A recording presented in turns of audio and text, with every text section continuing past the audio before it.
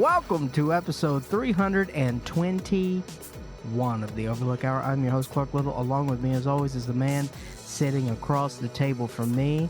And as it's an obligatory measure at this point, I have to describe what he is wearing. Currently, my co-host, Russell John the Fisherman. Let's talk about his physical appearance. He is wearing a plaid leather red jumpsuit with a pink sombrero that says Caliente Papi. Mm-hmm. And a Red Lobster bib. You left that out. You know I'm a Captain D's fan. Oh, you're a fan of D's for sure. No, I have my long sleeve Conan shirt on. I love it. I have to wear non-brand things because you'll call me out on it. Even though one of us has to promote somehow. In this house? Well, I actually leave every now and then.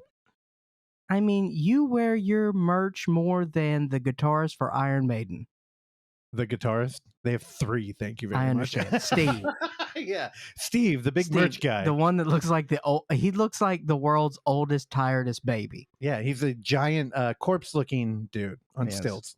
You got Nico on drums back there. Oh, you got one. I know Nico. Okay. How can I not remember Nico McBrain? Actually, I shouldn't give you shit because you did leave the house and you've been pushing porn on me ever since you got back. Okay, well, it's animated. Does that help? I still can't believe you bought a graphic novel. I read it all in one day. It's almost like you came back with like treasure. You're like, it's like, where did you go?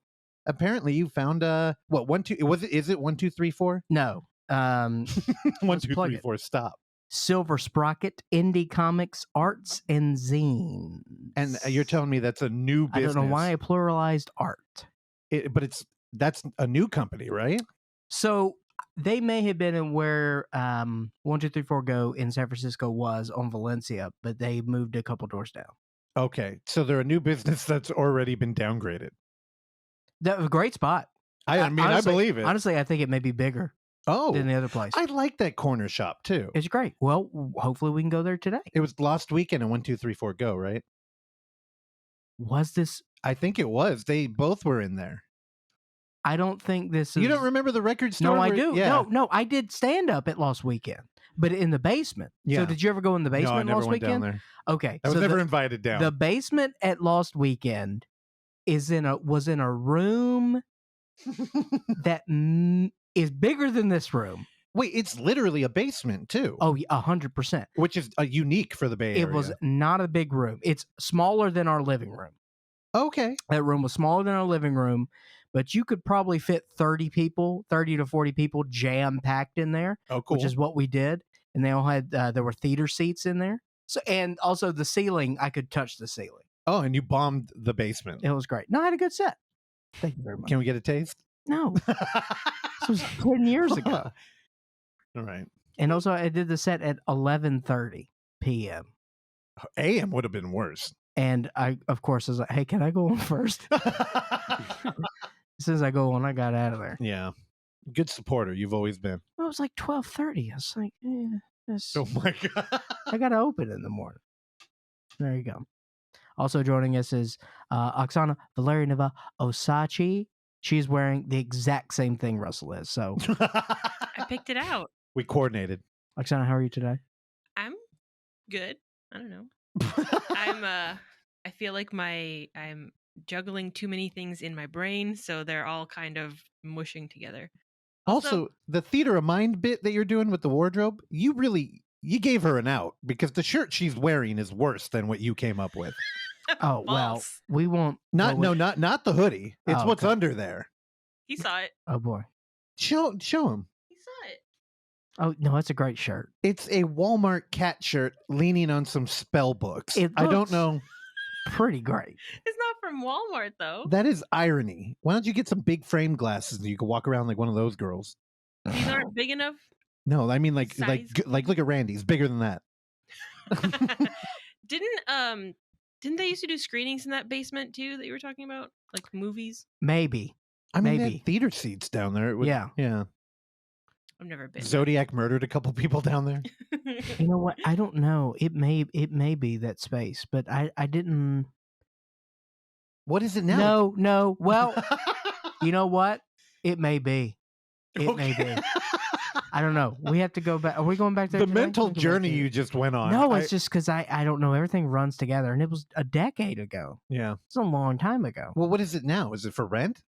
I don't know. I don't know the exact spot, Okay. but it's all on Valencia, and it all kind of runs together. I'm like, we should go get it. We have our own Little Roxy. Yeah. Make the real Clark Little Roxy. And also joining us in his, we talked about this off microphone, but Randy's wearing a very loud, colorful, bright. Russell, you have any more adjectives for Randy's t-shirt? It's very today? geometric. Geometric, mathematical. Sure, yeah. Thanks, It's- Randy. I didn't know if you were done describing it or not. Yeah, it's almost as loud as my Lahane t-shirt. This is a shirt from the band Mdu Mokhtar from Africa, who opened for Parquet Courts out here in Atlanta on Wednesday. None of those were words. Well, Here's Clark saw Parquet Courts with me. yes, and Parquet also, courts? Also a little bit of show history Oh, for no. you as well. The first episode we ever recorded of the Overlook Hour, immediately after we concluded our first show with who was our first guest, Russell? Grant? Yep, the gross uncle, the artist himself, from Gummo, Ohio. Yep. He did not Um, like that bit. Nope, still doesn't. He still does not. As soon as that show was over, I hopped into an Uber, was going to meet Randy over at, what was it? Great American? No. that's not what it's Regency? called. Regency Ballroom. Yeah. I don't want to call it the Great American. Yeah, Regency Ballroom to go see another band, but Parquet Courts was the headliner. And then as soon as I got into the Uber, the band I wanted to go see, Randy texted me and said that they weren't going to be able to make the show. So I Yep. saw Parquet Courts after the first ever recording of this very podcast. Do they parkour on stage? They do not. They were kind of boring. They're all right. I haven't listened to their last like 2 records or so, but they were cool. Yeah, Good deal. I don't believe it. But you like these fellows from Africa? I did, yeah. They were super solid, and yeah, just very different, than stuff that we listen to out here. Different like Language. scales and stuff like that, and yeah, they're just very impressive. Super tight like rhythm section, and the main guitarist, like he's shredding with just no pick, just like all fingers, and like making cool like weird kind of like dissonant noises just by like playing like strings weird and stuff like that. But it was good. No. And that's the beauty of art, my friend. I could do it one way, you could do it another. Let's have fun. It is a subject of a couple of Lovecraftian stories where people do invent new scales because it's a thing you can't really, change. But I feel like Randy's turning into Henry Rollins with this, like, oh, my favorite music is a Japanese autistic man who plays a bucket and a pole. You are getting a little bit there, Randy. What the hell? A little bit. I don't have enough attention to follow new music or to like dig that deep into things, but I definitely do appreciate when I have dipped into Henry Rollins's radio show because, yeah, he does have just a lot of obscure things. It is funny. We're new to Spotify here, and me and Oksana, like, we had a lot of fun making like our favorite list, and it turned into a thing where that's all I play, and now I'm starting to hate all of it. I'm like, well, what do I do now? Like, I can't listen to an album. When do you listen to an album? I've been meaning to listen to the Nick Cave album for the last year. But it's like, when is the right time? Like when I was younger, I there'd be moments where I would just sit down and So listen I to decided music. I'm going to get the vinyl and just do it that way. I'm going. But then when are you going to do that? I need to do it more. That's why I'm saying I want to, because Randy gifted us a record player, and I wanted to put mine up there, and we'll put Randy's in the living room. It is funny. You do have the exact Ah. same model. It's the Yeah. exact same. Yeah. Exact same. Different stickers. That's about it. Yeah. My stickers are cooler. They're a little hipster. How are mine hipster? They're a little hipster. They're Damn. both of y'all have like All's weekends. Randy's Mine's is pretty coffee hipster. companies. I'm pretty sure mine has a Jeff Goldblum sticker on it from Cafe St. George in San Francisco, which I don't know if it's still there. It probably is, but I'm not sure. I have a Bill Hicks poster. Poster? No. wrong. I was going Sticker. to say you Thank taped you. it to the. Yeah, I don't know. I've been meaning to do that. But Also, something else I wanted to bring up, and now I forgot. Also, Oksana's supposed to bring up something. We got a plug. Oksana? Yeah, you didn't ask me. Oh, I got to intro you. Oksana's got a plug. Wait, hold on. I mean, you Here we guys go. were in the middle of something. Oh my god, you're so dumb. Oksana's plug. Russell and I were returning guests on a podcast that we did last year with an Up 24-hour filmmaker who made That's Not Austin. We were on the Seltzer Cast, which should be going live probably the same day that this is. So. Are you not going to mention the name of said person? The most Irish name. Sean Sean- Patrick O'Brien. Sean Patrick O'Brien. The most Irish name. Also, when I think of our older episodes of our podcast, it's deeply embarrassing. And especially on my part. Clark was doing a lot of the heavy lifting. I think he is owed some credit for that. And I'm telling you, hanging out with the I don't lift shit anymore. No. And hanging out with Sean now, I'm like, dude, I can feel his growth. Oh my goodness. He's a grower. Randy, isolate that, please. No, it was a lot of fun. And again, Clark wasn't there because he decided he wanted to go see the Batman instead of hang out with us. So, At 10 in the morning. yeah, which Hell yeah. With a Bloody Mary and another soggy BLT. Fuck again. Again. All right. That bottom bun. They're not toasting that bottom bun, dude. Like, So- what are you doing? Because of the flavor that we were reviewing, we're now in an exclusive list. So whenever Liquid Death comes up again, we'll be on that episode whenever that happens. Yeah, You know the LD boys? he's got a group. I don't know. I think we could get you in. We leave the back door open for you. Hey, I introduced LD to you. Thank you very much. Yeah, and also just a little bit of a spoiler. Sean had a little bit of beef with the Liquid Death, so I had to stand up. You know, we had Will Carsola on our program. We hung out with him, and I was like, "Don't you fucking dare!" So we might have gotten into a fight. Oh boy. And before we start the show officially, I'm gonna just go ahead and say now, Thomas is not dead. Of the TBR report. He was deep in another country looking for found footage, and he has returned. He sent me a new file to cover this week. I'm going to put it off. So TBR will be next week. This week, I think I'm going to take this opportunity right now to run through pretty quickly the found footage program we've got for the Unnamed Footage Festival 5. I'm going to do my best to keep this short. You want to set a timer? Yeah, go ahead. Let's How try long? and keep it 10. 10 minutes. 10 or 15. Hold on. So And you're good? now. All right. I wish I was ready for like a countdown. Strong start. Anyway, Thomas will be back next week. We love him. Real quick here. So Unnamed Footage Festival 5. We're opening up at the Alamo. Now, this is a partner program. So if you buy a badge, it's not going to get you in here. But Jake, our homie, he's bringing culture back to the Bay Area, and he's given us an opportunity to collaborate on a Terror Tuesday with him. And we're going to be showing Behind the Mask. Now, instead of running through that movie, I feel like y'all probably know what it is. If you don't, You're an idiot. we had David Stevie, the writer, on our show in episode 52. So if you're a brave adventurer and you want to go back that far, good luck. Don't tell me about it. David was great, though. On Thursday, we begin officially on St. Patrick's Day. We're going to be at the ATA again. We're on a holiday, so we thought, perfect, let's show a holiday found footage movie. And we dug up the rare Halloween movie for St. Patrick's Day. And word on the street is we might have a little appearance from Nigel Bach, who I'm not going to run through Haunted Highway, Bad Band 7, which is the movie we're showing. But if you want to hear us talk to Nigel, he's been on here 3 times, I think. You only give me 2 titles here, producer. I thought it was on So he was on episode 28 and 290. I know he's on there again sometime in between. We've talked to him 3 times. We talked to him 3 times. There's another number in there. It's fine. That night, we should have a beer sponsor, too. So if you're local, come out here. We're going to get you drunk and take advantage of you.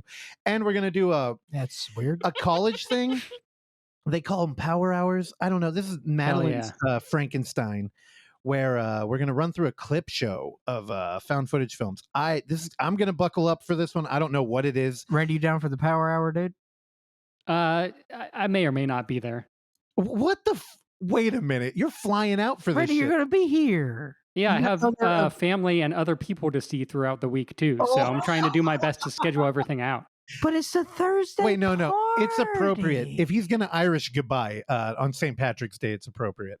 On Friday, the 18th, we're going to be at the Big Roxy.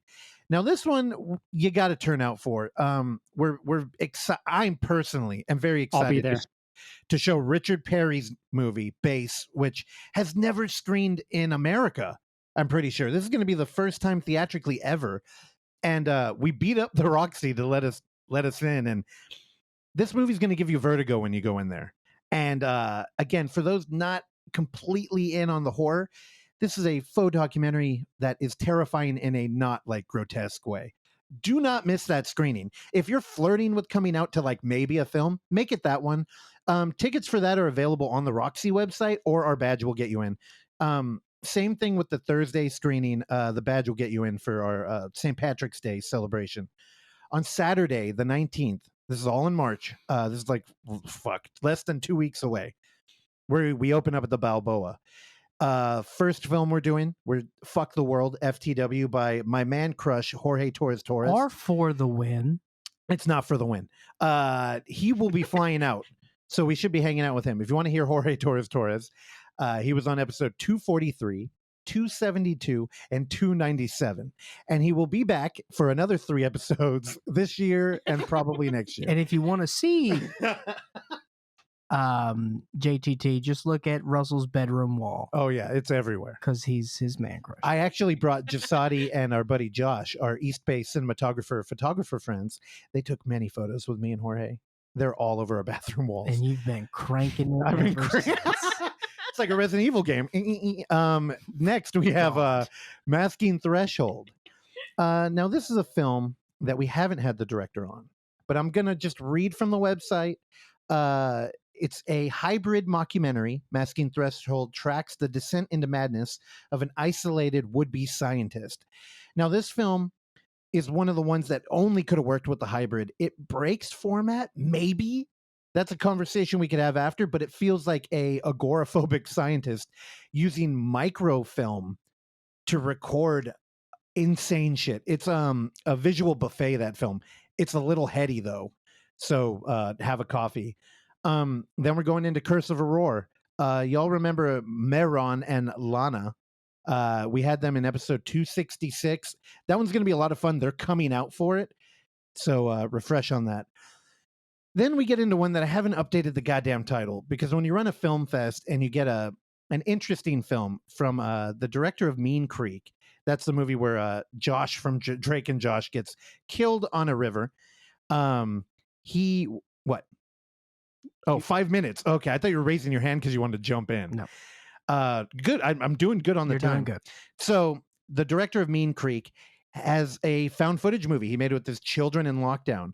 When I say children, they're young. We get a little Larry Clark here. We have intimate footage of both kids. You're giving me a look. Okay, this is going the wrong direction. Well, let me rewind it. You Belong to Me is not. What's the title now? He's watching. He's Watching is now the title. Ooh, Santa Claus! So again, like I mentioned, 2 weeks out, we have a director of note where he's made a film in his own house during the lockdown. And we don't have any we don't have any. Oh man, we don't have a poster. We don't have stills that we can share with you for this thing. It is being recut as we speak, but there will be a movie we show. We saw the original cut, which was incredible. I think it's a visual buffet, and it's also a hybrid film, so it's perfect for this year. It's tough to talk about, though, because I don't even know the finished product right now. So don't miss that. It's going to be, I mean, we'll discover this film together. After that, we have Collingswood, the Collingswood story. Now, Mike Costanza was supposed to be a guest on the show a long time ago. I fumbled that ball. He did send us a DVD, and I literally think we're talking about 4 years ago. Mm-hmm. Bay Area local. This is the Screen Life movie that was made before Skype was even around. So he basically was making up what it would look like. This is a incredible 90s nostalgia piece that it's a reality that never was. And He's coming out. I think Cast is going to be with them. Don't miss that one. Then we have the Outwaters. Y'all heard Robbie Banfitch in episode 318. What that was like a couple weeks ago. Yeah. So I'm not going to run through that. Then we're closing out Saturday with the Zand Order. Sarah was on the show last week, I think, as our guest. So listen to that episode. That's going to be a ton of fun. Also, if you don't listen to our interviews and you've made it this far through my scree, listen to the interviews. I honestly think me and Clark do our best work when we're talking to other people, especially filmmakers that don't really have a platform. And we're fans. Like, we're enthusiastic about these things. So do that. Skip these stupid episodes. Nobody likes them anyway. Then on Sunday, we're opening up with the Gerber syndrome. Y'all remember Maximilian. He's the soothsayer that looked into his crystal ball and predicted COVID. So maybe we should blame him for it. But anyway, that faux doc is playing, and I'm ready to have some good conversations after that one. After that, we're going into Wessons, which is a film that Clark was smitten with. We're doing some highbrow filmmaker on 18 millimeter or 16 millimeter and Super 8. This film is one of the most authentic. I think this could really be a found footage movie. Like, if you're out in the Australian desert and you found a reel, I feel you would buy this. Yeah. Also, a lot of really highbrow influences here. We get a lot of Kubrickian stuff, and that one's that's one for the Bay Area crowd. And you also get some slapping South African folk music. Okay, I think Randy's wearing the shirt right now. After that, we're going into Bolt Driver. We got a double feature, a Craig Healy double feature that Madeline R.I.P. or the fifth member of this show that's never on it. Double feature of Bolt Driver and Craig Fix It America. This one's a hybrid mixed media thing. It's got a lot of political satire in it. I think Madeline put it best, where we're navigating incel culture through a Trumpism lens using a Snapchat filter. It is both insightful and comedic, and also Bolt Driver is a parody of Taxi Driver, so there's something there for Randy too. Then after that, we're going into Putrefaction, a video of Nina Temich, which is the first ever feature film shot completely with a 360 camera. This was a late submission from Mexico. And it's one of those ones where it's like, fuck, we have our program set, but we need to put this in here. If you know what a 360 camera is, if you've ever been on YouTube and watched a BMX rider and it looks like the camera's floating directly above their head, that's what a 360 camera is. They frame it up and distort reality as these characters take DMT. It is incredible. I love that film. Am I over?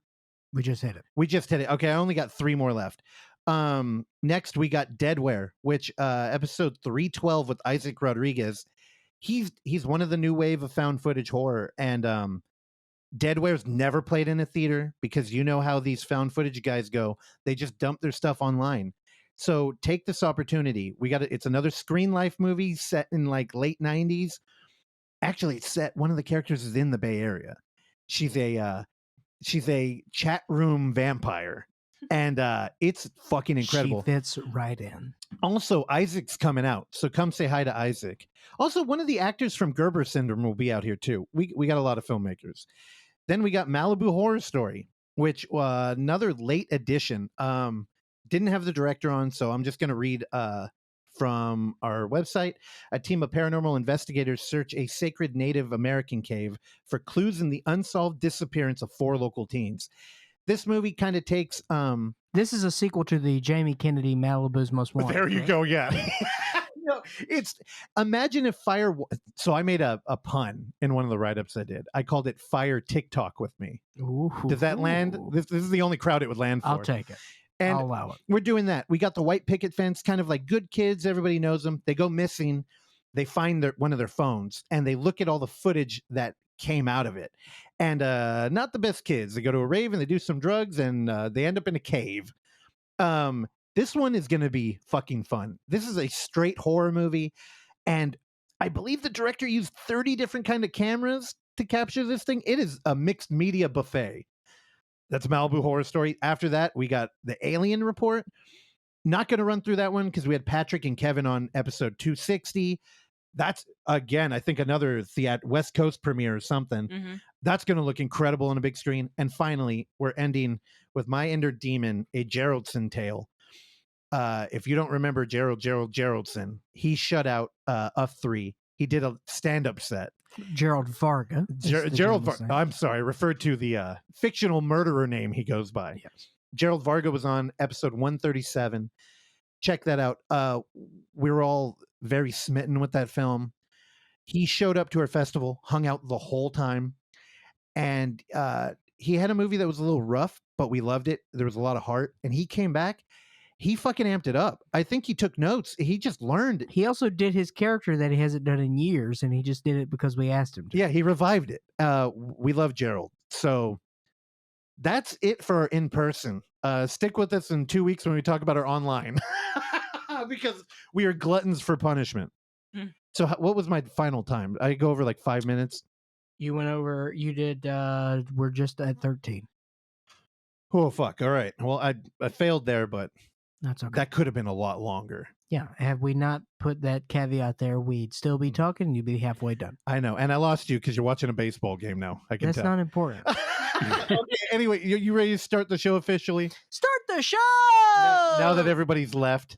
If you don't remember last week, David showed up. He was a little weird.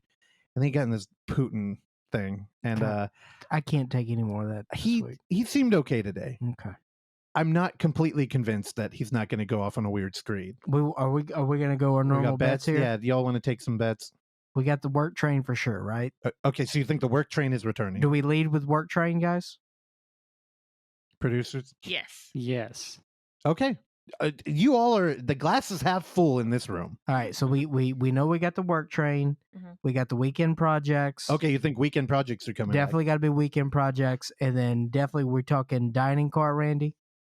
I mean, there's got to be coffee. Coffee might be first. I'm All right. going to bet that he doesn't mention coffee. Okay, no coffee. So you're probably going to say no cookie either. That's my hot take. Yeah, no Oh, cookie. No coffee, no cookie. No coffee? No coffee, no cookie. I think he's going to talk about materials more than edibles.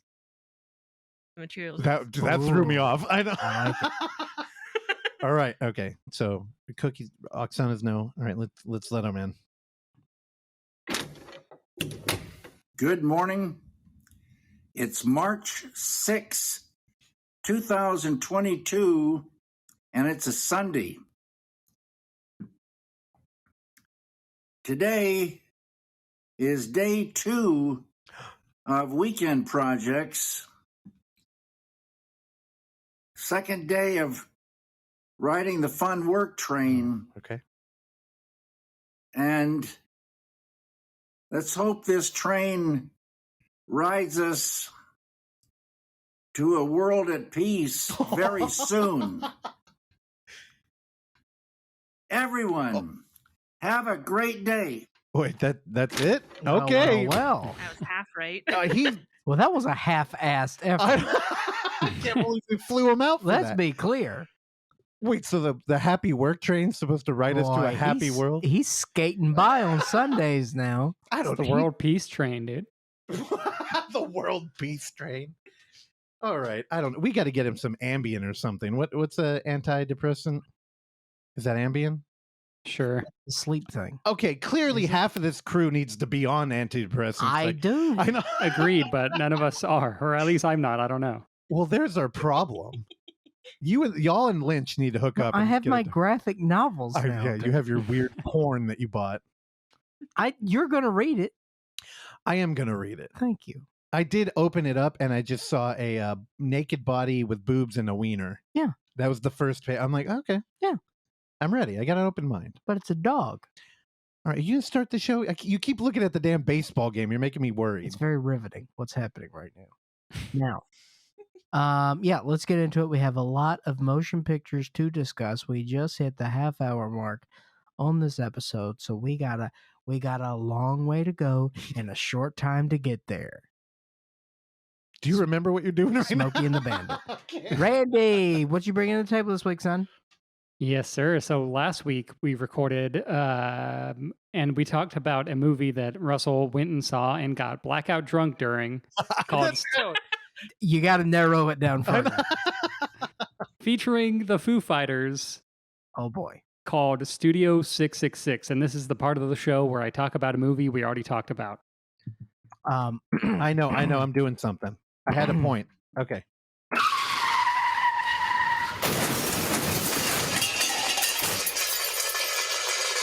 It's the Russell retread. Oh my God. Yeah, it's not bad. I had fun. See, we knew you, Russell. You called it. You knew this was going to be more of a Randy thing. But Randy, it's interesting, right? Yeah, I mean, I think we have the same rating.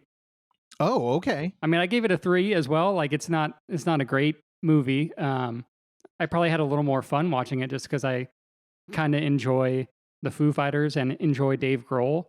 I think you said Taylor Hawkins was the one that said fuck the script essentially. I didn't think he was that bad. Pat Smear is definitely not He's great terrible. in the movie. He's fucking terrible. And the bassist, whose name I'm forgetting, not great either. But I don't know. It was fun. I liked Jeff Garland showing up in it. There was some, as we mentioned in the interview this week, there's some good gore in this movie, which is, I guess, a highlight of it. There was some fun music instrument related kills, at least one that I really remember that was fun. Are you talking about the ride cymbal? Yeah. Yeah, that was fucking good. What about Forte? That was pretty You good. like a Forte? Forte was solid. Yeah. He forgets the ranch dressing, which is a thing that happens to Clark every week. They forgot it yesterday. Oh my God. Did we talk about that on the show? When you got your little kid steak from Outback? I got it. Again, every Saturday, I have my obligatory delivery meal from the Outback Steakhouse. And yes, I order a children's steak. And I saw the meal. Hey, it looks good. That steak looked good. It's a good. And you threw a fit like you're in a fucking booster seat. You were pounding the table. You I were wasn't so pounding you the were table. so angry. Was it? Yes, I was angry.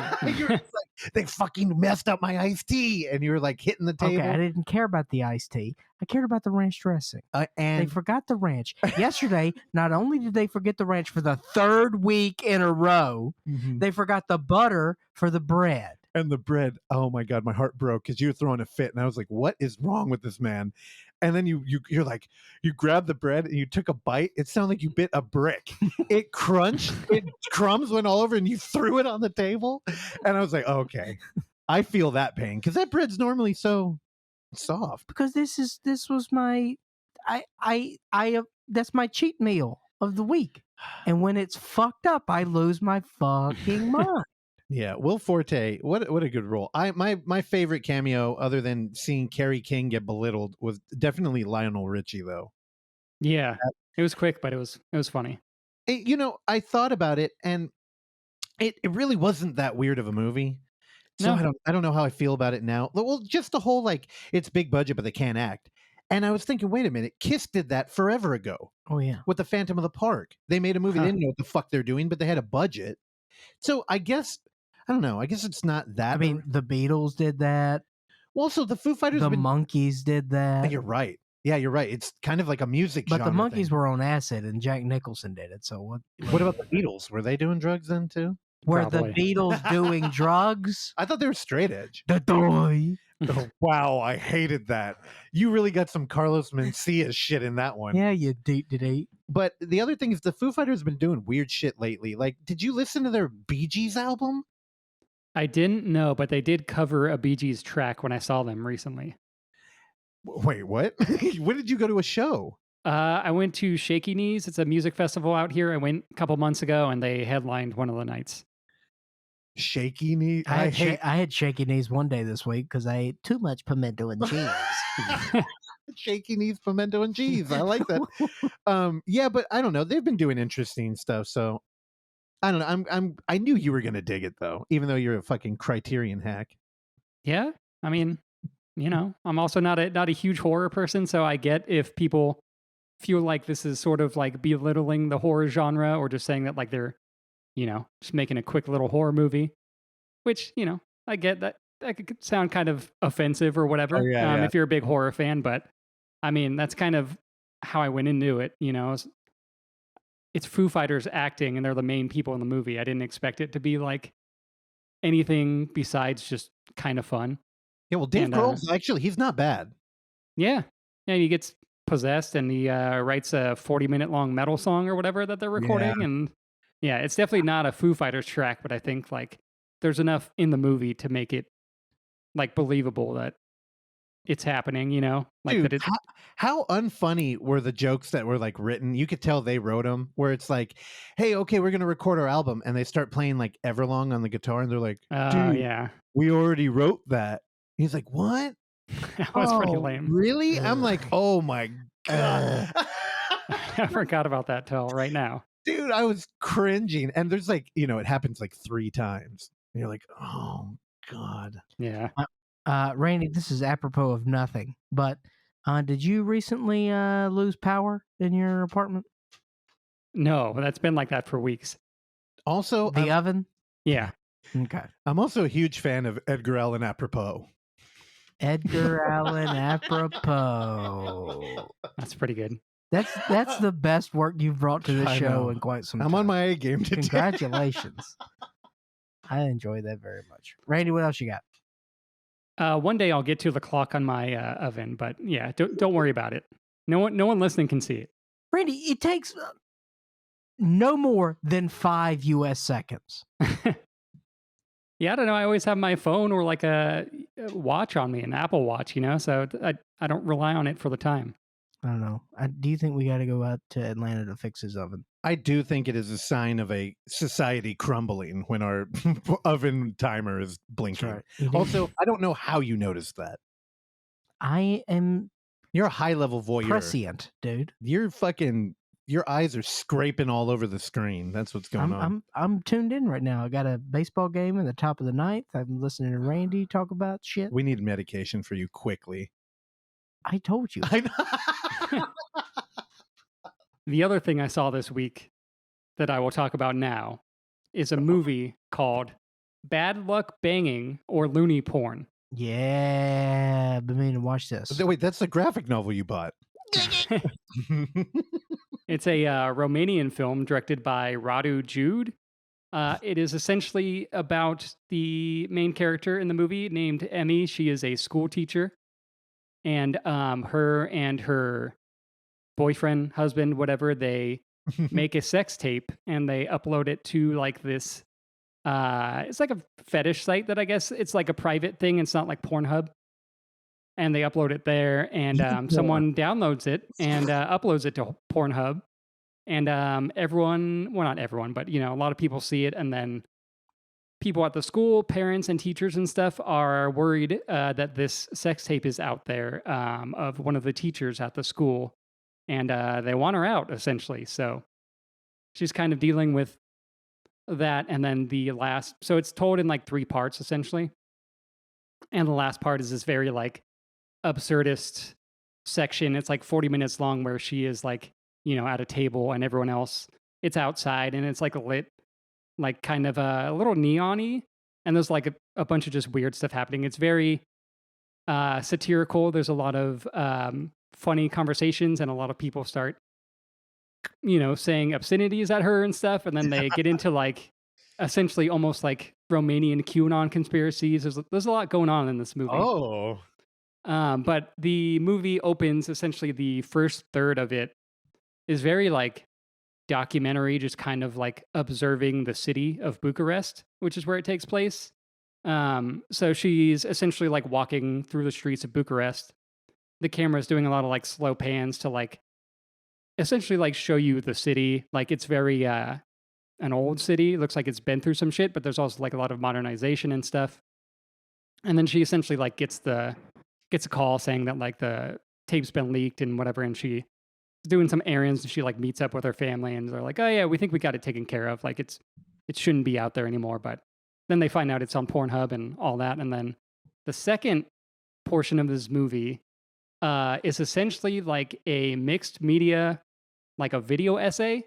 So part 2 is called A Short Dictionary of Anecdotes, Signs, and Wonders. And it's essentially just like really quick like vignettes, essentially. So there'll be like a word and then like the person will narrate something and there'll be like a video or some like stock footage. Like it goes into a lot of like history about like Romania and like sort of like war and like uprisings and stuff that went on there, but there's also like some very just funny stuff. And then there's a lot of, well, not a lot of, there's a couple scenes of graphic nudity. I should also mention that this movie starts off with the sex tape that they make.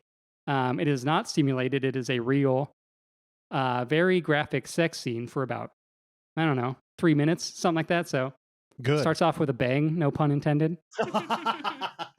And then, then it ends essentially, with that sort of like a court trial type of thing. And it's a wild movie. It's very, I haven't really seen much like it. That second like middle portion kind of feels like one of the more like stuffier Godard films that are like very like political. But it's interesting. It's like the beginning, like first third is like showing you a lot of like what Bucharest looked like. And if you don't really know anything about Romania, because I don't know anything about anything besides my own country, which I barely know anything about. And so you're kind of just like getting a vibe of like, what it looks like. And then the second portion kind of like fills in kind of like the history. And so it's like, I don't know. I thought it was very, very interesting, all that stuff. And then the end is very, very fun, very goofy. It's very heightened, like all the characters that are kind of like putting her on trial for having a sex tape that is out online. This movie played a lot of the big festivals last year. Reviews seem to be very much divisive. Either people give it like a 1 star or like a 4.5 or 5 star. Mm-hmm. It's good. I really dug it. It's probably like a solid 4 for me. All right. I got like 5 comments to make. Here we go. Number Do it. 1. One, this is the most animated I've seen you review a movie, I think, ever. Yeah. Did you like it? Like, what would you give it? He said 4.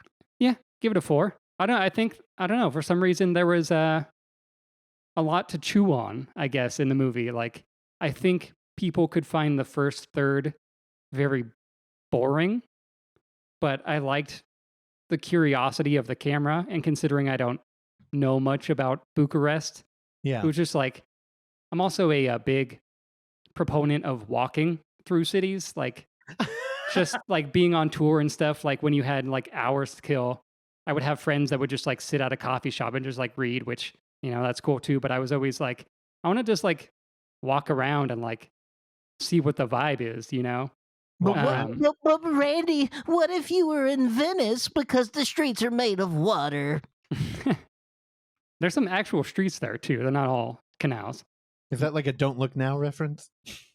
Could be. I've been to Venice. It's beautiful. Okay. So yeah, I don't know. For some reason, I was just really tuned into it, and I just it was interesting, and I think it plays a good like highbrow, lowbrow type of like mix that was like very interesting for me. HBOB. I don't know. The like stuffy Godard thing makes me like worried that they do like a lowbrow thing that actually is high art, but they need to double down on like, hey, we know how to make a movie. We get a lot of that in like found footage where you're kind of like, hey, I understand what I'm doing. Let me prove it to you. And it's like, you don't have to do that. But whenever there's like a movie surrounded, like a movie built around like footage, like The Ring, like for a non-found footage example. Yeah. Really, they really put it on a pedestal. And I don't know. Actually, Benny's videos kind of like that, where they show the video up front. Sure. I think that's the way you got to do it. You just show the audience, let them digest it, and then the aftermath. And I'm glad that it was explicit porn, because if it wasn't, the whole movie, I feel like you just pull the carpet out. You're like, well, if they're not showing any like genitalia. Also, what was the relation between the two people? Are they really like together? They were, yeah. Okay, I think you did mention that early on, but yeah, when so it's available on iTunes to rent or buy, and it says the title, but then it says, uncensored theatrical version or whatever. I don't know how they would make a version of this that isn't highly explicit, because, like you said, it's very important that you're seeing the tape up front, and if they were to like skip that, so the credits play like right after that, like the opening credits. So it's like, in theory, I guess you could cut that out and just like imply that there's a sex tape out there, but yeah, I don't know. It's like maybe some people might have an issue with it and saying that like you didn't need to see it, but I felt like it was impactful to kind of see it up front for sure. Hey, whatever happened to that holiday movie? Remember that one that has that like brutal rape in it? Oh yeah. Yeah. And there's like I kept hearing that people said that like that rape, especially a portion where there's like the portion of like a forced oral interaction was removed. Is that Yeah, I think I may have mentioned that. I think I You saw did. a more cut version. Man, I had one of the best moments ever though, where people walked out of that screening, and we had brought we brought Terrell out there, who, I mean, it's a pretty rough film, and it's not really like presented as an art house movie. Yeah. And we went over next door to Dalvia because we were at the Little Roxy, and we had a drink, and we were talking about it, and I was just like, asking people like, how did that make you feel, like that it's set, simulated that kind of like sex, right? Mhm. And then when I mentioned it was directed by a female, super interesting how it changed opinions there. Like it Yeah. doesn't feel as dirty, and then you start to wonder why. And I don't know. I think gender is important in making films, but it's really like, Sure. I don't know. I went on a tangent there. Those people walking out too left after that scene. It's After. like they waited for that scene to come up and then they made a show of like leaving. Yeah. Maybe so, because they were sitting in front of us, it felt like a show to me. But like, yeah, no, for sure. And Bad Luck Banging, they just give it to you in the beginning, so you can watch the porn and then bounce. Yeah. Get in and No. get out. We got any chance that porn is actually going to end up on Pornhub? You think somebody will cut that and just throw it up there? Maybe. I mean, fucking I'll do Ken some research Park. and come back. Wasn't Ken Park on like motherless.com or something? It's made the rounds. Okay. Also, this played at the Roxy. Oh, Um, yep. It did, yeah. I was going to go see it there, but they had weird times. And I was also going to go see something that's at the Roxy right now.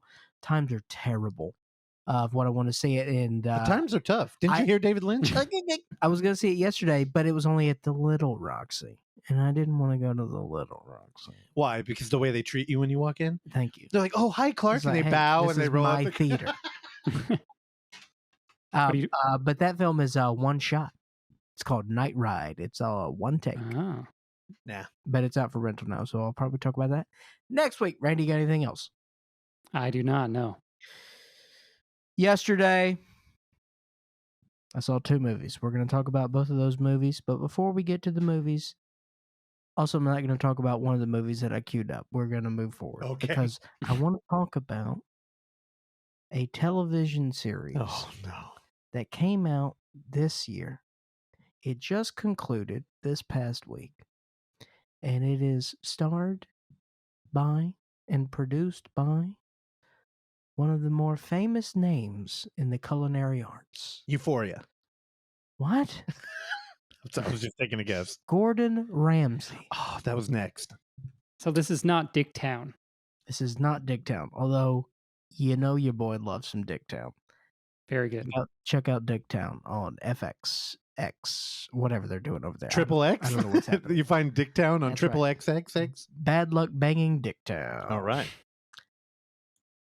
This is on Fox. XXX.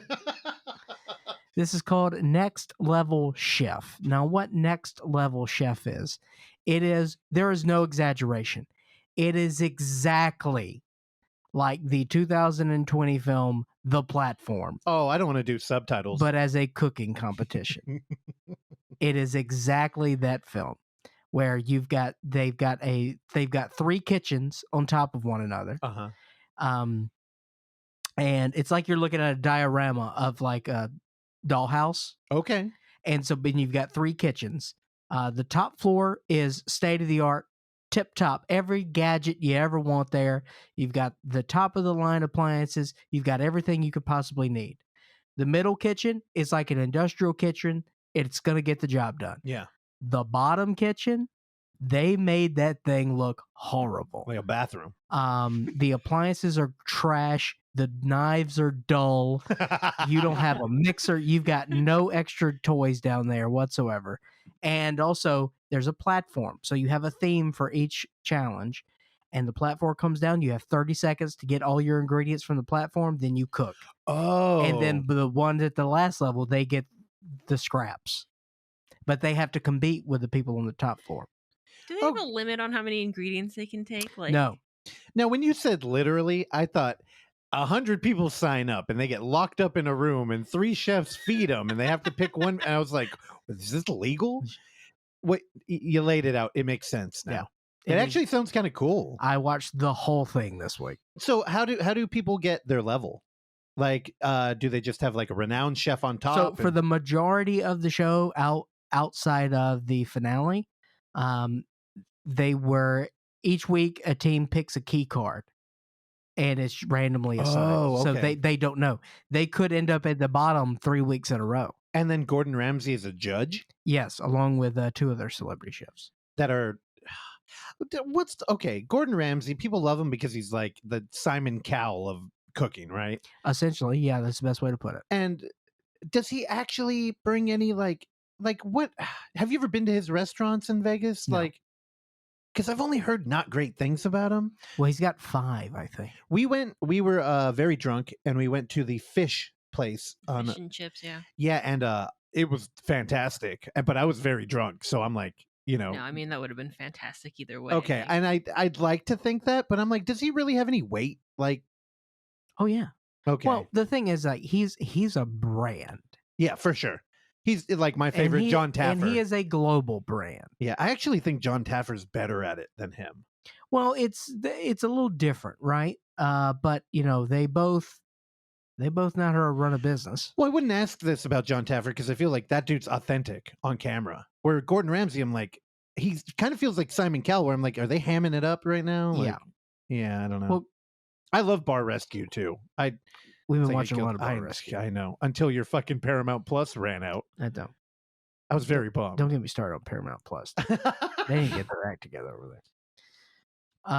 And then also we will talk about The Batman, but before we talk about The Batman, which Randy has not yet seen. Yeah, what the fuck? I thought you Yeah, liked film. Yeah, dude, what's wrong, man? You're like Mr. Robert Pattinson, man. You love that guy, man.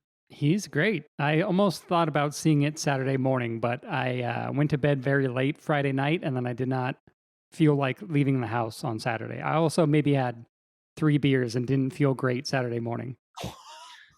I just had a slight neck/headache. It wasn't like hangover, but low energy.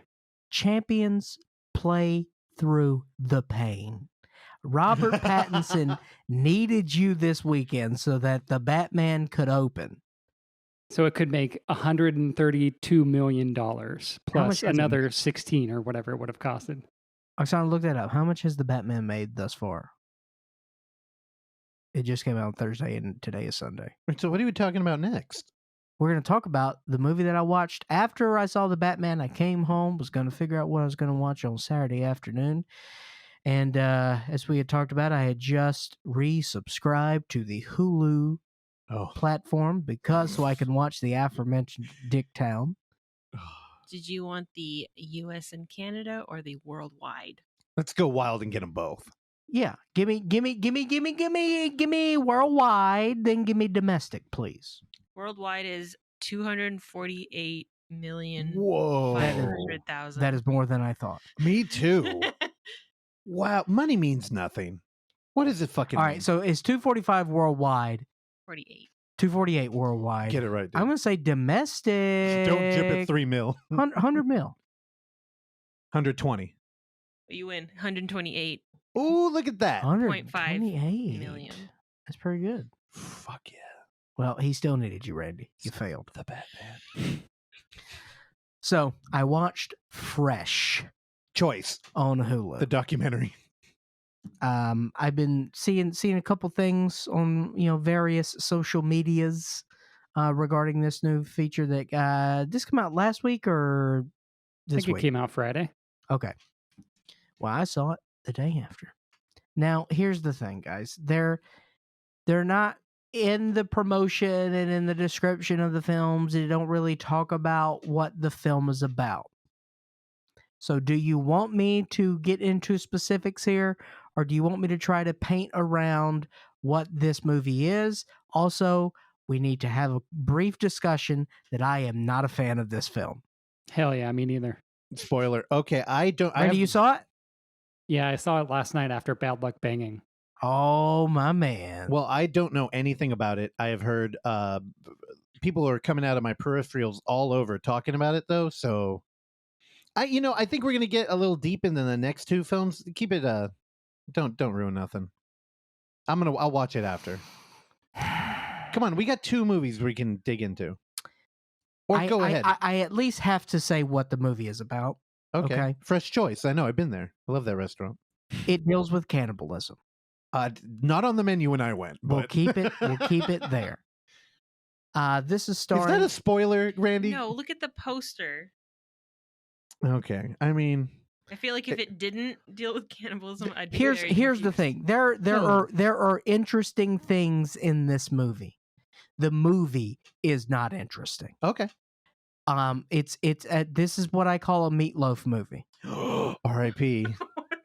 And what I mean by meatloaf movies is that if you break down meatloaf, I like all of the ingredients that go into meatloaf, but the combination of everything is something that I don't want to touch with a 39.5-foot pole. I hate meatloaf. So when you combine everything together, it's a fucking mess. You're making me hungry. And that's what this film is to me. There are interesting components here. I think casting is a problem here. I think Sebastian Stan he's very handsome. Sebastian Stanhope? He's nice to look at. I'm a heterosexual, but I know what a good looking man looks like, and he's a nice looking man. I hate them all. And I think he's charismatic. I think he does a good job. Randy, have you seen him in the Pam and Tommy? I have, yeah. He's very good in Pam and Tommy. What'd you think of him in this? Didn't really care for it. It didn't work. Once it was kind of one note a little bit. Like he didn't really. I guess the movie, you would say, gets darker, but I didn't really feel like his character really like change at all. Like in Pam and Tommy, there's scenes where he's still kind of a piece of shit, but he's like can be charming in that show. But then there's scenes where he could be like scary at the same time. To his credit, I think the problems that we have with him in this is not fully his fault. Yeah, because I think we have very clear character issues here, where they're not really thought out. Because when you really break down everything here and the motivations, and just it didn't make sense. And also we didn't go in interesting directions at any given point. So essentially, and again, I'm trying to walk on tippy toes here, even though Russell has excused himself to go to what I'm assuming is the restroom. But as we know about Russell going into the restroom with his very narrow urethra, he could be in there until next Friday.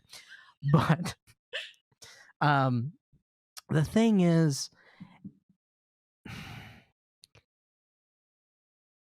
when you're dealing in this sort of black market, right, where you're selling human meat, that right there is a very interesting premise.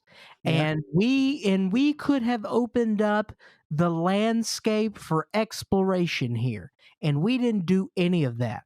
Instead, we get quick, very hastily, I'm going to say hastily put together, just B-roll afterthought footage of various people eating this meat. And we've got one guy in like an S&M outfit, and then we've got a rich cowboy, and they have plates that have pentagrams on them, and it's fucking lame and stupid. Yep. It pissed me off because the potential there was for something else. I mean, this thing is also people are loving this movie. Yeah. And they're loving this movie because of what it could have been, not of what it is. Also, the friend character had no character development besides that she was her friend. None whatsoever. That was bizarre to me. And then also her friend. So we've got one friend looking for another friend. That friend gets kidnapped. And then that other friend has another friend. And he's like, oh, hell no, I'm leaving. And he fucking bounces. Also, the husband-wife component here. That was also a dud. I saw that coming a mile away. Yeah. They telegraphed that to pieces, and then you realize that she's running the show. But I mean, honestly, we have severe character development issues here, and there is no substance to this whatsoever. And that's my issue with Sebastian Stan's character, is because he's dancing the '80s music, he's cutting up human meat, talking about all this stuff, and he's a charismatic guy. But it's all sizzle and no steak, pun intended. Nice. There is nothing happening here. And I'm going to be also completely honest. The last 10 minutes of this movie, I kind of fast forwarded because I'm like, I am done. Wow. I'm like, I hate this. I got upset.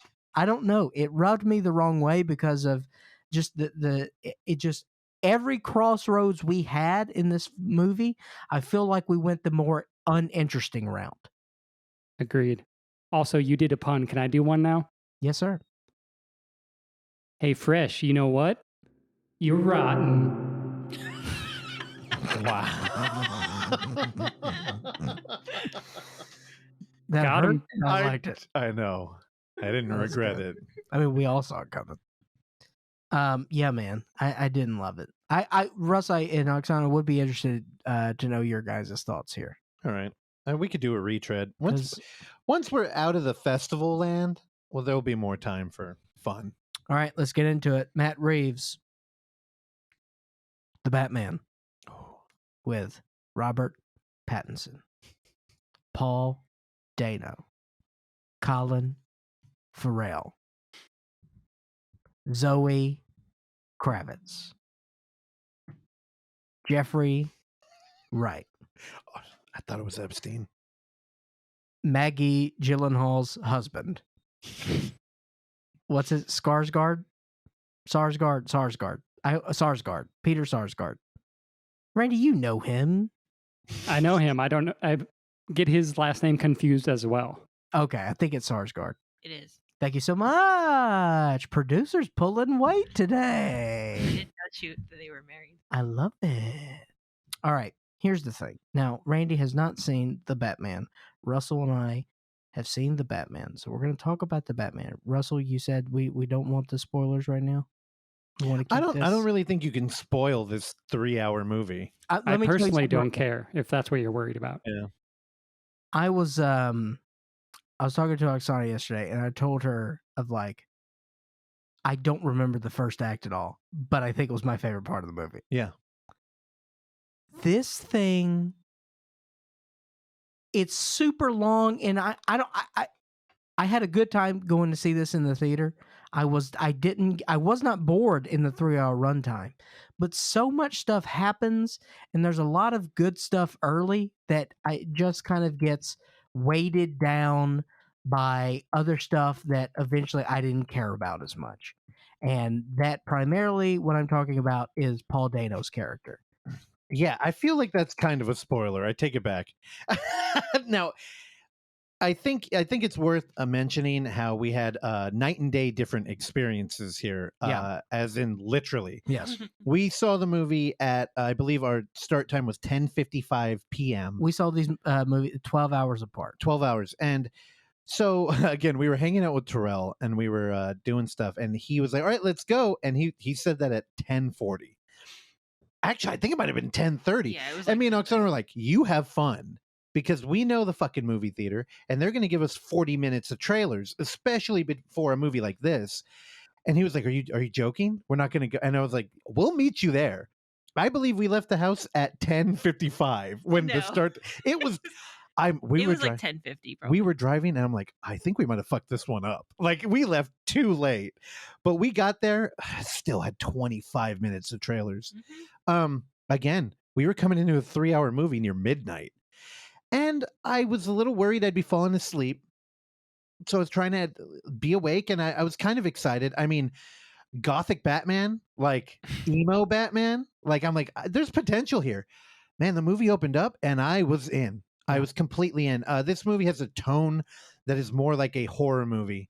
And everybody always talks about how like Batman scares the villains, right? That's a theme here. This is the first one that really felt like they did it. And we get a cool kind of Warriors type gang on a like subway train. Loved it. They look scary. Like if they were on a train, I'd move away from them too. And everybody's fear comes out where it's like, hey, that guy moved away, let's follow him. It's like, that's the fear you have when you're in that situation. And Batman is kind of a ghost in the beginning of this movie. And we get a lot of, also the directing. I know you mentioned you weren't that into it. I fucking loved it. I thought the way they shot the There city, were specific things where, and we'll get into one Okay. scene specifically. I think what this movie is built out of, like the mise en scène of the film, is incredible. I thought they filmed a city in a way that I'm not used to. Everything looked dirty. It looked like how the Joker is kind of like an incel like favorite now. It's like, oh, the quiet guy can't get a girl. Like, I feel alone in the city. We're not doing any of that. This is kind of like, hey, this city's fucked up, like in a everybody is dirty kind of way. And we get a guy robbing a store that he gets out and sees the bat signal, which is normally a hilarious idea. And he gets terrified in a palpable way. And even the bat signal looks fucking rugged. Yeah. It's like a bent up metal thing with somebody shoved a bat thing. Like, nothing looks high produced in this movie, except it is, because this world is completely lived in. I was completely smitten. Then we get Robert Pattinson as Bruce Wayne. Yeah. There's a weird thing going on there because it's almost like he puts on a power suit. Well, we didn't get a whole lot of him as Bruce Wayne. We don't, and I kind of like that. Like, when we're talking about Edgar Allan apropos, he's really living that. He looks like an emo kid who, I think that on paper, he may be on paper, yeah. the most interesting choice for a Bruce Wayne. Well, he's different. Exactly. He doesn't have that athletic build, No. per se. Like he doesn't have that square jawline. Well, he's an anti-playboy. Yes, Yeah. and I think that works.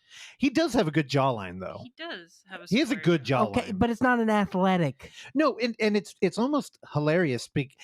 Okay, now if we're gonna try and take a different look at Batman, I mean, okay, so Marvel versus DC. Marvel has a bunch of different kind of characters doing a bunch of different things at the same time. DC is kind of like a Greek pantheon of gods where we take the characters and relive things in different tones all the time. This one I felt is the most unique. Mainly because I've never seen a Batman where when he was walking around as Bruce Wayne, you thought he was vulnerable. Yeah. Like, I'm like, oh, you could get killed right now. Like, get back in that suit because you're a wimp. And if he was wearing eyeliner, I would have bought it. Dude, Randy, gratuitous use of Nirvana in the soundtrack. A lot of them. Something in the way. And I'll tell you, I was kind of here for it. I was like, dude, if you're going to be depressed and you're, slumped over on your dirty couch with a shotgun in your mouth, that song's probably playing. And it really helped Robert. And I'm just like, also his tower. Yeah. That was a like, this is a fucking Jeff Bezos world. And this is the yacht of all the kings kind of thing. But see, to play the devil's advocate here, I thought he was an incredible Batman. Mm-hmm. Honestly, he may be my favorite Batman. Also, another thing in that movie, there's a lot of just whispering all the time. And there's moments where you're like, you're in a parking garage and there's nobody around. Yeah. Why are you both doing that? He's great. But I loved it. And I felt like it was fully realized. It's gritty. Also, let's talk about the fucking Penguin. That's the best. Colin Farrell he's a global treasure. What a great execution of the Penguin. Great. Build up for part 2. A little bit. It kind of bums me out when I think about this having a sequel. Also, it kind of bums me out when I think all this excitement I have right now, the first act of this movie, I fucking loved it. I'm like, dude, I think this is my favorite Batman movie. Like right now, I really do. And then we get introduced to fucking Riddler. He's terrifying. I was like, holy shit, they did the social media thing. Yeah. He's a domestic terrorist. I loved it. And then he gets caught. By the third act. Now, I said it was a light spoiler because I didn't know Paul Dano was in this movie. Yeah. And when I saw who he was, I was kind of like, oh, that's cool. And then I didn't like it anymore. For 15 years, I've been trying to figure out if I like Paul Dano or not. I didn't like him in this. And they shouldn't have took the mask off. And it's funny because the whole movie's kind of about that. Like, I don't know if you picked up on it, but like Batman doesn't ever call himself that in this movie. They do the vengeance thing. Yeah. And I thought that was pretty interesting too. Because, I should mention, when I came into this movie, I knew absolutely nothing. The only thing I'd heard was that it was woke. And I'm like, I don't know if I buy that. People kind of put that on everything now. Yeah. And there's one moment where Catwoman says, yo, it's a bunch of rich white people. And I'm like, is that why people gave it that branding? Because I'm not buying it, like, at all. I actually think there's some interesting commentary on like responsibility of philanthropist Well, it's rich just people. Corruption in a metropolitan.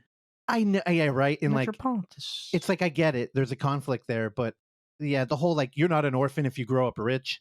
I'm Yeah. like, I feel like you could give a little bit of pushback there. Still like a family dynamic that he clearly was robbed. All right, let's talk about the scene I had issues with, but it was also the scene that I had issues with it, but I also loved it. And that is the chase scene between Batman and the Penguin. I thought about you right when that happened. First, Randy, we have a new Batmobile. Tight. And the new Batmobile is fucking sick. Yeah, they actually approved it for Formula One. Tell you something.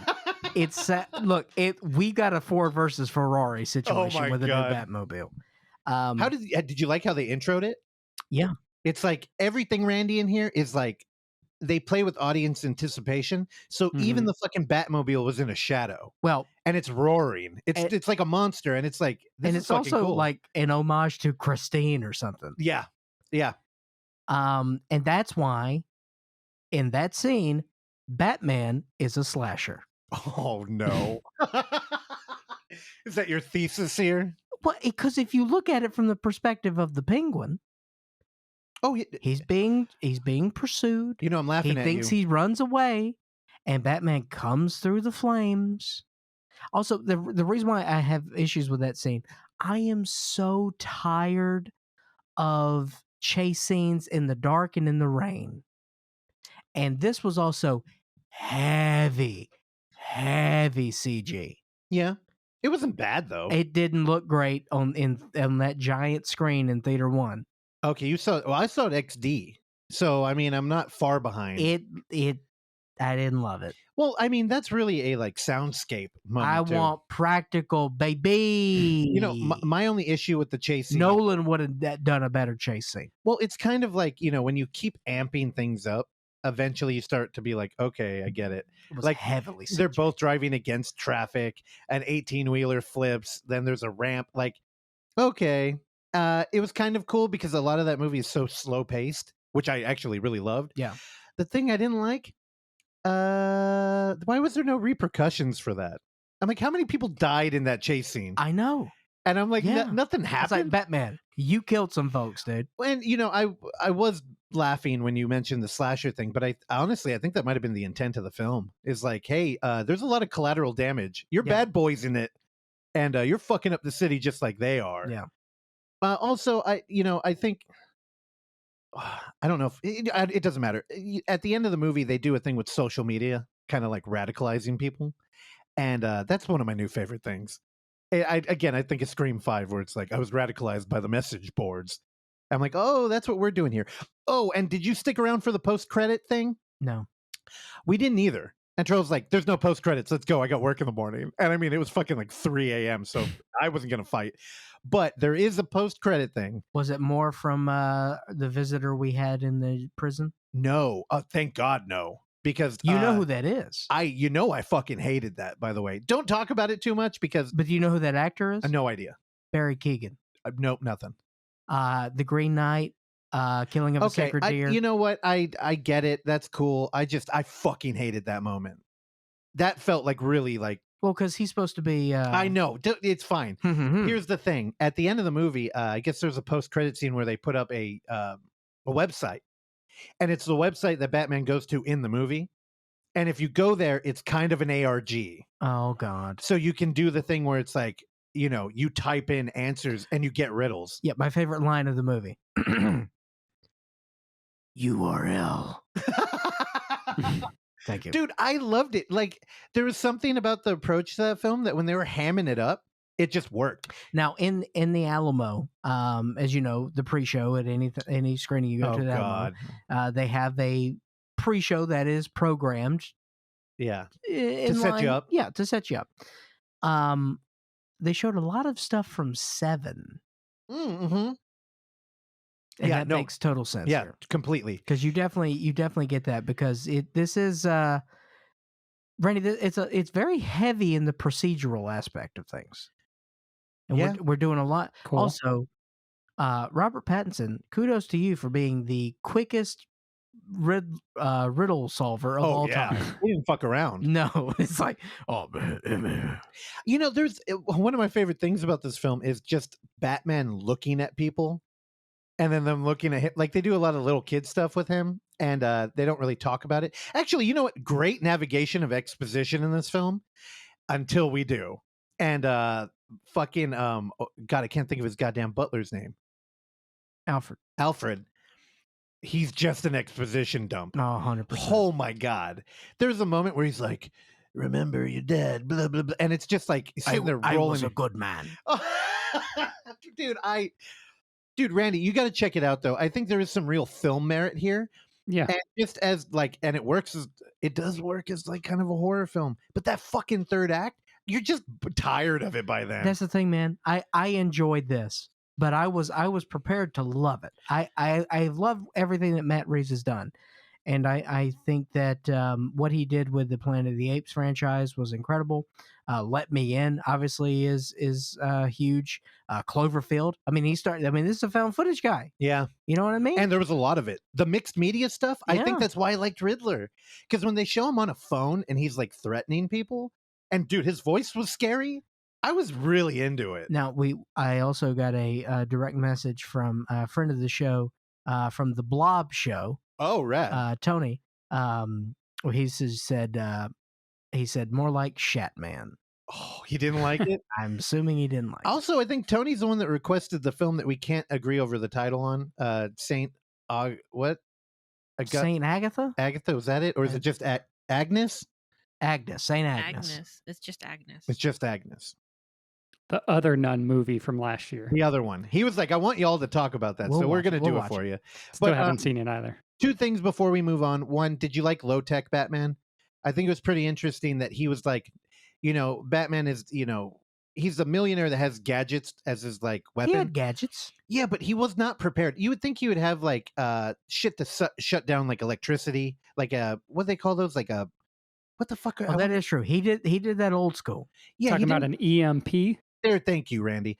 You know me. Well, because a lot of what he was fighting against was like public belief. Like, you know what I mean? Like, oh, what did you think of his let's call it his base moment? Oh, what? Where it looks like the movie Base. I mentioned that to you. Oh, free diving. Yeah, or whatever. yeah. I know. I thought it was like Base. That was great. Which we're showing at the Big Roxy. So come out for that. That was great. It was. Yeah. There's something there about him using like kind of manual, hands-on technology. I had a couple of moments where I kind of internally cheered. Yeah, I think that there were great moments here, but man, it really drags you down. And the arc of where we get with our main villain here, it gets kind of tired. It gets very muddled. I like the 3-hour runtime though. I just wish it didn't keep evolving. And we kept going back to the fucking John Wick club. And I'm like, with John Turturro as the boss. Yeah, we spent too much time there, man. Yeah, I know. But I did like the mixed media stuff. And I do like the idea of Batman being a millionaire who's not prepared to deal with like modern times. Billionaire. Yeah, I'm sorry. It's billionaire. But lastly, what did you think of Mr. Flasher's daughter being Catwoman? I thought she was great. I liked her too. I thought she was great. I thought she would annoy me. She didn't. She didn't annoy me at all. She annoyed me in the HBO Max thing. I didn't love her in that. What was she in Kimi? Kimmy from Rugrats? Honestly, she's the best Catwoman I've seen. I liked her a lot too. She was great. We had just come off watching Drag Race, and there's a contestant named Georges that Terrell loves, and I couldn't get it out of my head. I'm like, she looks like Georges, which she really doesn't. This little Latina girl, but just like the very small. I don't know. I don't know. I wasn't. You know what I don't like? I didn't like her mask. I didn't like the fucking like knit, like what ski beanie thing that she had pulled over. Oh yeah. I wasn't into that. Oh, it was weird. It only covered her nose. Well, it felt very like Batman Begins. Also, you style. said you didn't like her physicality. I really liked her physicality. Yeah, I think I did too. I liked how, yeah, again, Anne Hathaway did not work No, for me. I really did not like her. Yeah. Anne Hathaway did not work for me. She deserved what that Romanian director did to her in Be My Cat. I mean, you know, Zoe Kravitz comes across as more cat-like. That's true. I did like how she had cats too. I thought there was a lot of good writing in this movie. Oh, no. You have a lot of cats. There are moments of that that are just, jokes. I want to be very clear. I liked them. I thought he was great. Yeah, he's good. I thought he was great. I'm a fan of emo Batman. I really love it too. Honestly, it makes sense. Yeah. It makes sense, but it was just very, very long. It didn't need to be that long. No, it didn't. I didn't feel held hostage No. at any point, but it was just, there was a lot of stuff, I liked the first act a lot, Yeah. but by the time we were in the third act, it was a distant memory, friend. And it was hard to pull some stuff. And you saw it in the morning. I saw it 10A. Now, as we wrap this up, I do want to mention, I don't like it when people look at the time in the theater because I always notice, and it always makes me feel like, what, you're not into it? You can't we got 10 more minutes. You had to look at your fucking phone. I did it 3 times during this movie. I was like, where are we? Like, I couldn't get a feel for it, which I liked.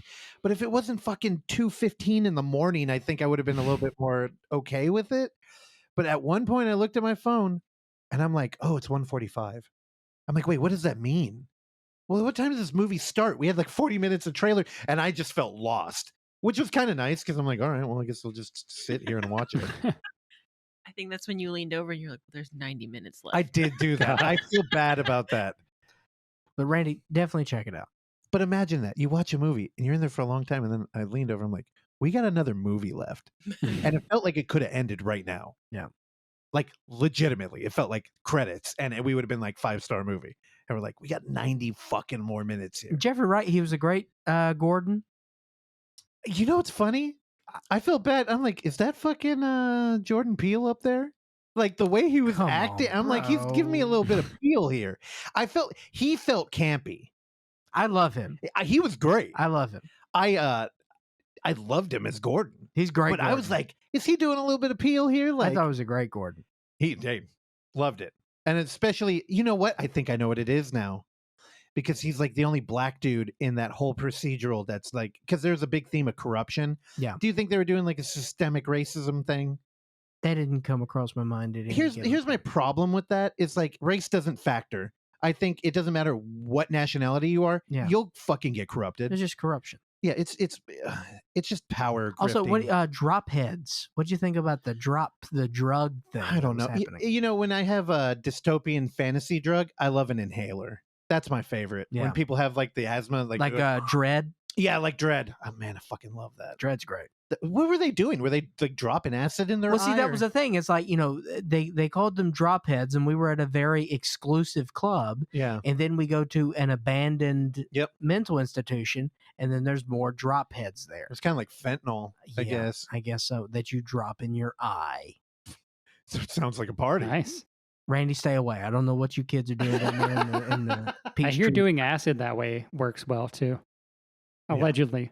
acid in your eye. Yeah. Oh, boy. Acid in I've your heard of it. eye. Or you Isn't could do that- it in your headband like Jimi Hendrix did. Okay. Is that what he did? Yeah, it'd be in his headband while he plays guitar. Is that how he played guitar so good? Also, fun fact: Lemmy from Motorhead sold drugs to Jimi Hendrix. That's how Hell old yeah. Lemmy was, but he's dead now, so that fact isn't as He fun. is dead. R.I.P. Lemmy. All right. My turn. What am I talking about? Man, the movie I get to talk about, we loved, and I feel bad because we've been talking all day, and I'm tired, and I don't give a fuck. I'm joking. It's called fucking Wolfpack, and it came in a package from Vinegar Syndrome. This is a fantastic Blu-ray release.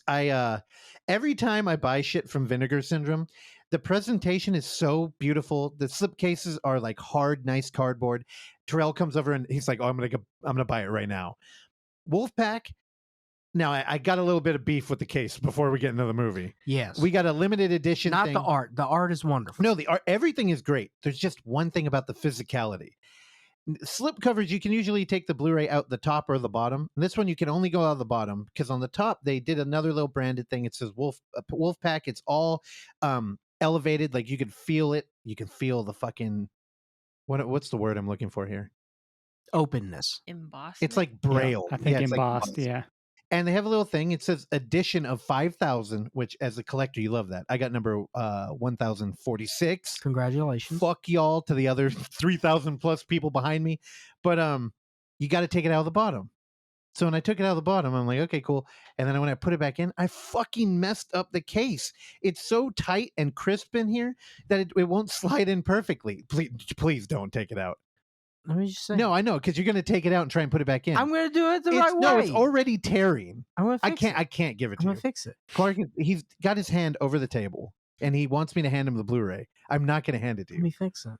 It's in. This is a measure of trust. No, okay. So the movie, which is called Wolfpack, I believe I talked about it, 2 weeks ago? Yeah. It's a high school football team that is basically living out a metaphor of a society run by SS. I don't know. It's a yes, it is a World War II allegory set in a high school football atmosphere. Now, our lead character is named Sam Adams, no relation. There's a DeLorean that appears in the movie, no relation. Oh man, I don't even know where to go. What's our character's name that has the DeLorean? Squatch, Squint, Pudge. His name's Pudge. He's an old man. Yeah. This movie's fucking bonkers. Now, insane. We cannot stress to you how strange this movie is. And you know, when you talk about genre films every week, and we talk about too many on every episode, you start to think there aren't any left, and especially from like back in the 80s. And then fucking Vinegar Syndrome digs something up like this. It's a filmmaker who had come off of a career in porn. Yep. Wants to make his first non-porn film and decides to make it about a football team. Also, he knows nothing about football. Single-handedly, without question, without any reservation, the worst football movie ever made known to man. And I don't know. It is so evident he has never.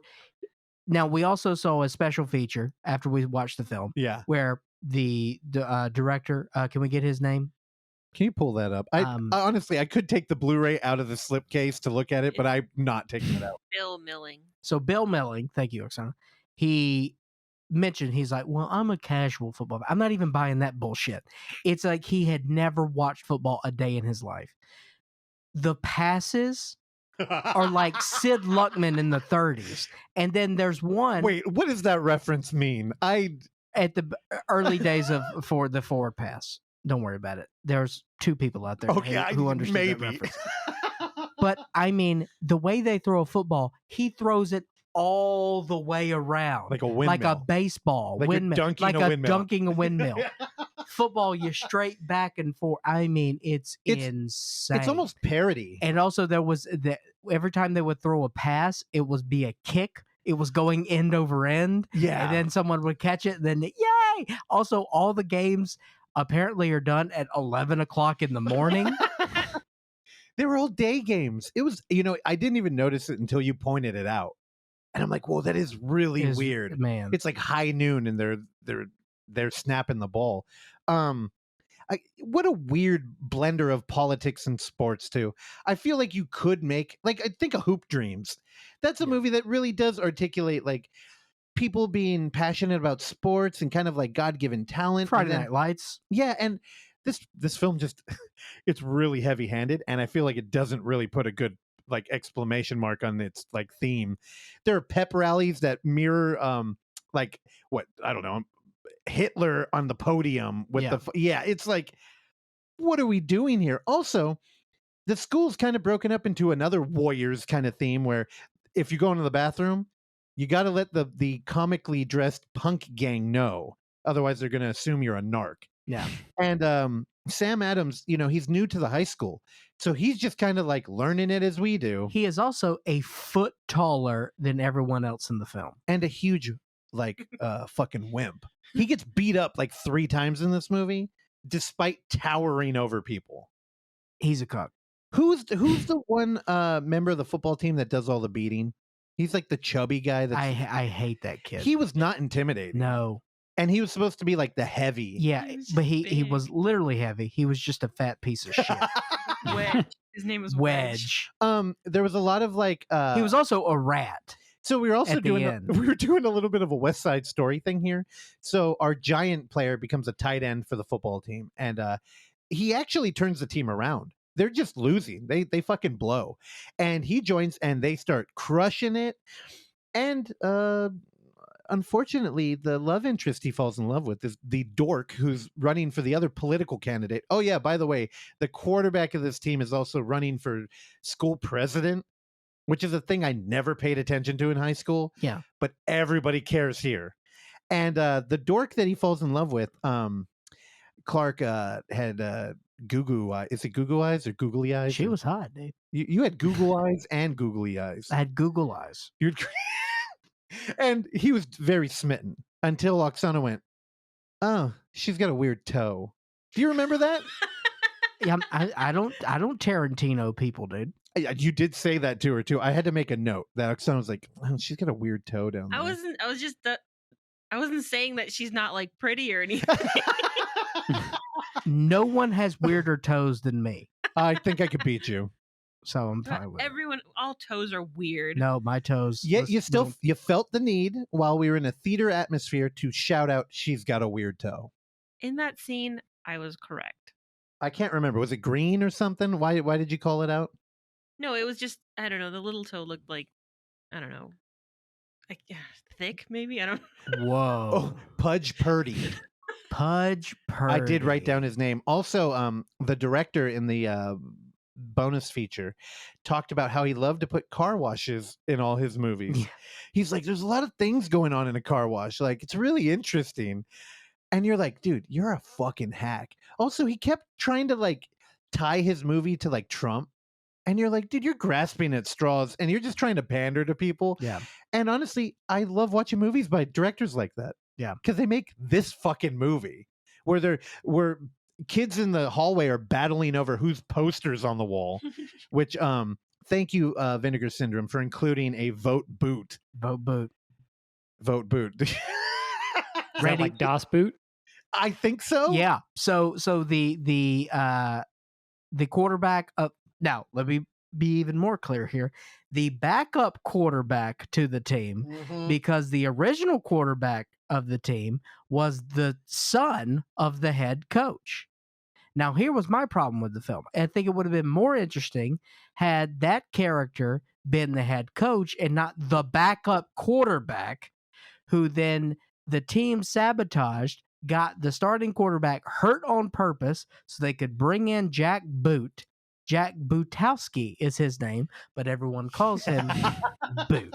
No, it was interesting because the coach is a prime spot for like bullying, right? To like force people to do things they don't want to. And he was an interesting actor, Yeah, and he they was gave good. him nothing to do. Nothing. And his son was comically bad. Yeah. But he also came up and we were first introduced to him. He's Daddy, can I talk to you on the sidelines, Daddy? he's like, I'm not good. Please take me out. We're going to Daddy. lose. I don't want to play football. And then, cut to the huddle and they're like, now's the time. Oh, the huddle. We're going to, the huddle. How do we not even mention? They had a huddle cam, which I mean, I'm sure you've seen in every football movie. Oh my God. This one apparently was an early 360 technology, as it was completely fucking distorted, out of focus every time. Every time. It made your eyeballs bleed. So yeah, Wolfpack, hey, buy this movie. You got 3,000 of these limited edition self-destructing Blu-rays left. Buy it. Buy 2 so you can open one and thrash it. You can put the poster on your wall. Beautiful double-sided poster. Beautiful. Vinegar Syndrome, you guys rule. And outside of the huddle, I thought the transfer looked great. Oh yeah, no, it looked beautiful. Yeah. I don't know what's going on with I that don't huddle either. though. Apparently, they couldn't salvage it. And but- also the ending of the movie, Mamma Mia. oh, yeah, they do this like it's not going to ruin anything, but Sam Adams apparently has like PTSD from World War II. Not Sam Adams. Yeah, it was Sam Adams. No, Boot. That wasn't Boot. At the end, that was Boot. Oksana, help me out. Was that Boot or Sam Adams? It's 100% Boot. What? Why would it be Sam Adams? He won. I know. Boot lost. Hold Boot on, is hold on. singing at the end of the movie. All right. Well, we're about to end the show. Randy does the beautiful plug. Randy's so good at his job. And email. Y'all watch this movie. The first person to email and You were losing your mind. I thought it was Sam Adams. Why would it be Sam Adams? Why would it be any of the characters? It's Boot. Why would they be playing an acoustic guitar in a dark locker room Of singing Johnny Comes Home or whatever. yeah, it is. it's like the ants go marching. Da-da-da-da, hurrah, hurrah, ba-da-ba-da-ba-da. Randy, they play that. I don't know. I also, because of Batman, I want to circle back to that because I meant to mention it and I forgot. If I ever hear Ave Maria one more time, Oh, good point. Yeah, my God, I know. that was so annoying. That was. And then when Paul Dano was singing it when the vans were exploding, dead stuff. spoiler, who cares? That's not even a spoiler. Oh, some fucking vans blow up and then you flood the city. You can't even spoil a 3-hour movie You really can't. because you won't remember half of it by the time you're I'm done. telling you right now. But also to circle back to Wolfpack, the music in that movie is fucking good. Yeah. Except for the ants go. Actually, no, I take it back. They had a synth score. They did the thing where like a character has a theme and they put it in over the music and it was hilarious. Dude, remember when the guy walked in with the boombox in the lunch line? The boombox was The fun. boombox, best character of the movie. All right, yeah, love Wolfpack. Everybody Wolfpack. go buy that. All right. Anything else? I mean, I could. Any other plugs? Tickets. Buy tickets. Tickets Yeah, the available. tickets are out. Buy tickets for the Roxy Friday. Yeah, for base. Yeah, if you're only gonna Base. dip your toe in it, come out to base. Go to base. If you're a true believer, you got to come out on St. Patrick's Day because that's the like personal party. Don't come out there if you don't want to mix and mingle because there's roofie and all the beer. don't come out unless you want to get your dick wet. That's Oh, why I'm not going. I'm not good yeah. at mixing or mingling. Also, 3 beers give you a hangover, so This is true. 3-beer rain. Shout out to Christian, who I hung out with and had beers on Friday. oh, cellar dwellers. Correct, yeah. Tell that fuck we need the show back. We miss him. with you. Yeah, me and him are you're- going to start it over. Oh, Colby, if they ever find his body, God rest his soul. All right, Oksana, take us home. Stop giving this to me. Give it back to Randy. Bye. Thank you for listening to this episode of the Overlook Hour. And if you would like to hear more, please subscribe to us on Apple Podcasts, Spotify, or whatever your podcatcher of choice is. And while you're there, go ahead and give us a rating and or a review, which is a very easy way for you to support this show that we bring to you every week for years now, free of charge. And as always, you can find us on YouTube at The Overlook Theater, Instagram at The Overlook Theater, Facebook at The Overlook Hour, and Twitter at The Overlook Hour. Last but not least, you can send us your emails and tell us how much you like or dislike the show at overlookhour@gmail.com. And if you're nice, maybe we'll read them on the show. I've been your engineer, Randy Stat. Please join me along with Clark, Russell, and Oksana again next time. Bye.